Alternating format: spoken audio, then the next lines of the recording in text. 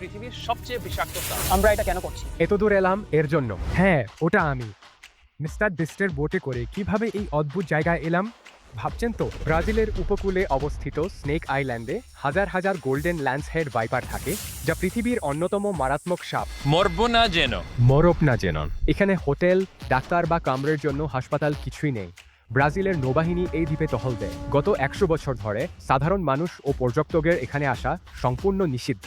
Snake island সবসময় আমার স্বপ্নের তালিকায় ছিল, কিন্তু এখানে ঢোকা অসম্ভব হওয়ায় আমি আশা ছেড়ে দিয়েছিলাম, যতক্ষণ না মিস্টার বিস্ট আমাকে ফোন করলো।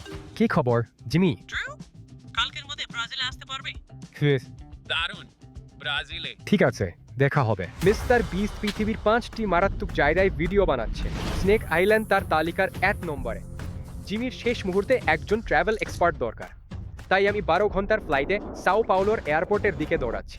পৌঁছে জিমির টিম